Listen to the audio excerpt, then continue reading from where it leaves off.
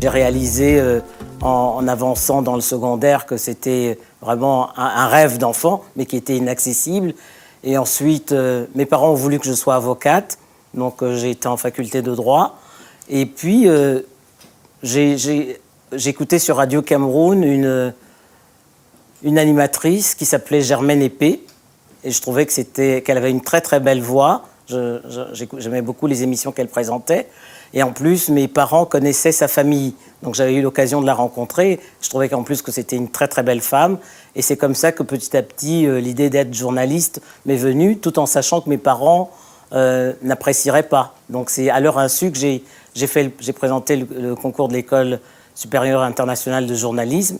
Et puis parmi la quinzaine de candidats qui a été retenue, j'étais la seule femme de ma promotion. Ma première fierté, c'est certainement le fait que mon père, qui ne voulait pas que je sois journaliste, ait dit qu'il était fier de moi. C'est pour ça que j'estime d'abord que quelque part, il faut être un peu égoïste. Penser à soi d'abord et aux autres ensuite. Parce que c'est parce que vous êtes heureux que vous rendez les gens autour de vous heureux. Et je pense qu'ils le ressentent. Une maman à la maison qui n'est pas épanouie, ça se ressent sur ses enfants. Faites-vous d'abord plaisir. Et après, vous pourrez donner des preuves d'amour aux autres, mais faites-vous d'abord plaisir. Si vous estimez que vos soirées sont hyper chargées, mais retirez des tâches à faire. C'est pas parce que qu'est-ce que vous gagnez à vouloir tout faire si vous le faites mal? Je persiste à dire que quand on n'est pas heureux, on ne peut pas rendre les gens autour de soi heureux. C'est pas possible. Il faut d'abord penser à soi. Si vous vous épanouissez au travail, investissez-vous dans votre travail, dans ce que vous aimez faire. Et puis, derrière, mais vous rendrez au centuple ce que vous recevez. Je pars du Cameroun parce que mon mari, à l'époque, est obligé de rentrer en France. Donc, forcément, je le suis. Je prends une année sabbatique. Et après l'année sabbatique, il se trouve que le directeur... Le responsable de TV5 Afrique, qui venait d'être lancé, je le connaissais, c'était un journaliste sénégalais, fait appel à moi pour venir m'occuper des programmes de la jeune chaîne qui venait d'être lancée. Et c'est comme ça que je commence en 1994, d'abord à m'occuper des programmes de TV5 Afrique. Et puis quand il démissionne, en 1998, le conseil d'administration propose de me nommer comme directrice Afrique, ce que je suis encore aujourd'hui. J'estime que j'ai eu beaucoup de chance. Comme vous disiez, seule femme de la promotion, ensuite première présentatrice télé à la CRTV, ensuite j'arrive à TV5, chef des programmes, 4 ans après directrice Afrique. Dans le staff du management, je suis la seule africaine de tous les directeurs du groupe, donc j'estime que j'ai eu de la chance, oui, je le prends comme ça. D'être peut-être là au bon moment. Je crois que je n'ai pas perdu une des valeurs que m'ont inculqué mes parents, c'est l'humilité. Je prends tout avec beaucoup d'humilité parce que je me dis, c'est peut-être de la chance, mais la chance, c'est vrai que ça se mérite, mais ça se mérite grâce au travail, mais aussi quand on fait un métier comme nous, on est exposé, c'est aussi le public qui vous juge.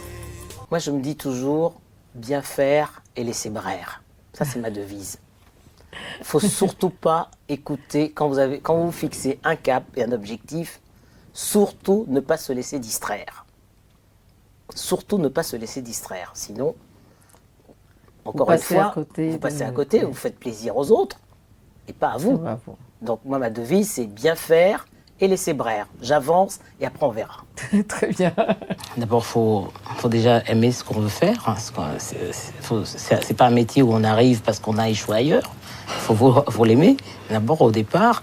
Et puis je crois que c'est un métier qui demande beaucoup de discipline et puis une culture. Parce que avant de vouloir informer les autres, il faut être soi-même bien informé. Donc je pense que le seul conseil que je leur donnerais, c'est avoir assez de curiosité pour s'intéresser à tout, et puis du travail.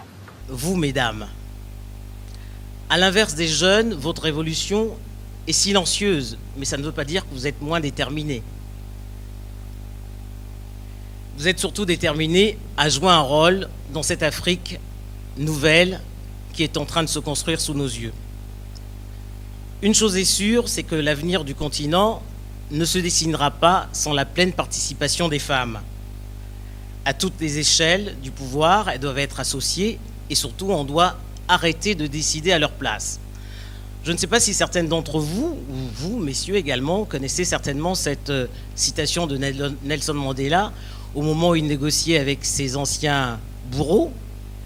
Il disait « Ce qui est fait pour nous, sans nous, se fait contre nous ». Il avait parfaitement raison. Et je crois que les femmes africaines peuvent s'approprier cet adage. Nous, les femmes, face aux discriminations que nous subissons, hélas, nous sommes toujours des victimes. Cela dit, c'est vrai que depuis quelques années, on observe que des pays ont légiféré pour instituer la parité. C'est très bien. Mais si ce n'est pas suivi d'une volonté politique, cela ne sert strictement à rien. Je pense que les femmes ont un rapport au pouvoir qui est totalement différent de celui qu'ont les hommes au pouvoir.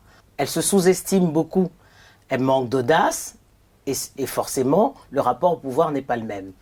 Elles entendent partager le pouvoir pour arriver à un but, ce que les hommes ne savent pas toujours faire. Le pouvoir chez les hommes est quelque chose de solitaire, tandis que chez les femmes, je crois que le pouvoir se conçoit toujours sous forme d'équipe. C'est une équipe qui gagne, même s'il y a une meneuse, mais c'est une équipe soudée, et c'est encore mieux. Je partage presque l'avis de certains observateurs qui disent qu'il faudrait une seconde indépendance pour le continent africain, et celle-là, elle sera économique et on fera le bilan dans 50 ans. Une seconde indépendance économique. D'accord. Okay. Économique, j'ai bien dit économique, parce que sur le plan politique, il y a eu des avancées en 50 ans, même si tous les États ne sont pas au même niveau de bonne gouvernance ou de développement politique en matière de démocratie, mais il y a eu des avancées qu'il faut souligner et qu'il faut saluer pour certains, dans le cas de certains pays. Mais sur le plan économique, je crois que, compte tenu du potentiel du continent, potentiel minier, c'est quand même le continent sur lequel on retrouve la majorité des matières premières utilisables dans le monde aujourd'hui. Et malgré ça, c'est quand même le continent le plus pauvre. Donc c'est un paradoxe. Et c'est pour ça que je partage assez l'avis de certains observateurs qui disent que la seconde indépendance du continent devrait être une indépendance économique. Ça ne va pas si bien que ça, 50 ans plus tard. Donc ce qu'il faut peut-être, c'est que l'Afrique trouve sa voie elle-même. Est-ce que le modèle asiatique est le meilleur? Je ne sais pas, mais ce qu'on constate, c'est que les Asiatiques sont restés eux-mêmes, ils ont gardé leur culture, et on voit aujourd'hui où ils en sont. Certes, tout n'est pas parfait, mais on voit où ils en sont. Les mêmes qui critiquaient l'Asie il y a quelque temps en disant « bah oui, ils sont accrochés à leurs valeurs culturelles, ça ne bouge pas », ce sont les mêmes aujourd'hui qui leur font les yeux doux et la cour, parce que la Chine est aujourd'hui parmi les premières puissances mondiales économiques. Alors est-ce que, comme ça je réfléchis à haute voix, je me dis, l'Afrique a peut-être il faudrait qu'elle trouve son propre modèle politique, et qu'elle n'attende pas que ce soit les Nations Unies, Washington ou Paris qui lui dictent comment elle doit se gérer. Ça doit partir des Africains eux-mêmes, peut-être de la société civile, mais il faudrait qu'elle soit peut-être plus engagée. Et puis peut-être de nos valeurs culturelles, qu'il faut peut-être mettre un peu plus en avant pour rester nous-mêmes.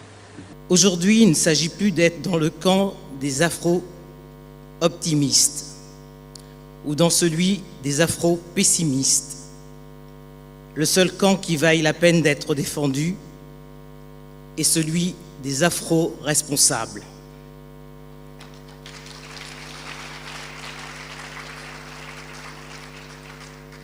Saint François de Padoue disait que les paroles se taisent et que les actes parlent. Que les paroles se taisent et que les actes parlent.